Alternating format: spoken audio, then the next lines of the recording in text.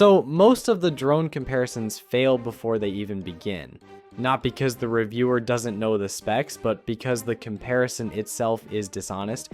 Two drones are placed side by side, charts are shown, features are listed, and a winner is declared, even though the two products were never designed to answer the same question in the first place.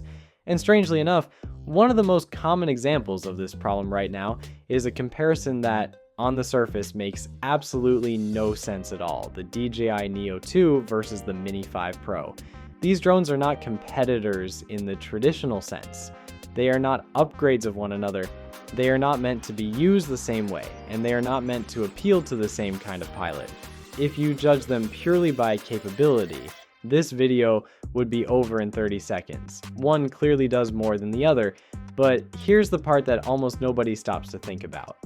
People are still choosing between them, not occasionally, every single day. And that tells us something far more interesting than any spec sheet ever could, because when a comparison keeps happening despite not making sense on paper, it means the confusion is not technical, it's psychological. The people stuck between the Neo 2 and the Mini 5 Pro are not trying to become better pilots. They're trying to avoid becoming pilots at all. They want aerial footage, but they don't want aerial responsibility. They want perspective, motion, and memories, without committing to learning, planning, and controlling a flying machine. And DJI very deliberately has created two different answers to that exact desire. At first glance, both drones appear to solve the same problem. They're small, they're unintimidating, they don't look like professional tools, they don't demand confidence the moment you pick them up. This is crucial because for a huge number of buyers, intimidation is the real barrier. Not price, not camera quality, not range. These are people who want something that fits into their life quietly, not something that forces them to reorganize how they think and behave. This is where the Neo 2 reveals its true purpose. The Neo 2 is not designed to make you better at flying. It is designed to make flying almost irrelevant. The moment you start using it, you realize that DJI has intentionally removed decision-making wherever possible. You're not asked to manage space, plan movement, or think ahead. The drone anticipates, assists, and corrects. It follows rather than obeys. It reacts rather than waits for instruction. The result is that flying feels less like an action and more like a background process. This fundamentally changes how people treat the Neo 2. You don't go flying with it. You use it when something is already happening. It fits into moments rather than creating them. You're far more likely to pull it out spontaneously because there is no mental preparation required. You don't feel like you're starting a task. You feel like you're extending what you're already doing. That feeling is not accidental. It is the product. The Mini 5 Pro, despite its size, is built on a completely different assumption. It assumes that flying matters. It assumes that control matters. It assumes that the person holding the controller wants to decide how a moment should look, not simply record that it happened. The Mini 5 Pro does not disappear into the background. It asks for your attention, and it rewards you when you give it. Flying the Mini 5 Pro feels intentional in a way the Neo 2 never tries to be. You don't just lift it into the air and let it figure things out. You look at the environment, you consider angles, you think about motion, you plan how the shot will evolve over time. Even when the drone is assisting you, you're still aware that you are the one in charge. This is where most buyers misunderstand what they are actually choosing.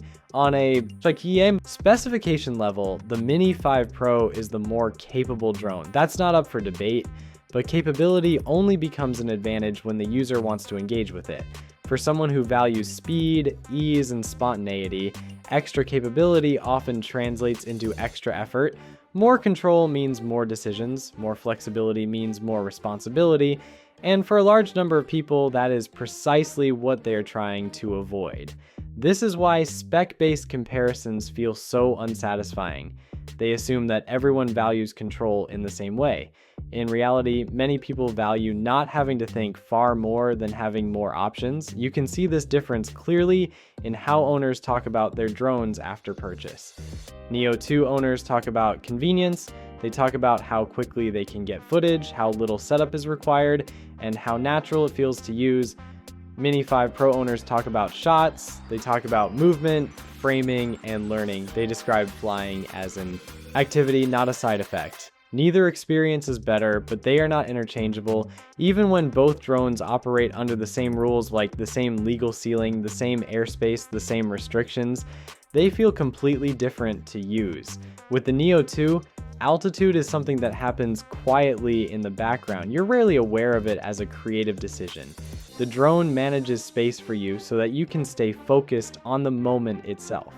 With the Mini 5 Pro, altitude is a choice. It affects how the scene feels, how motion is perceived, and how the story unfolds.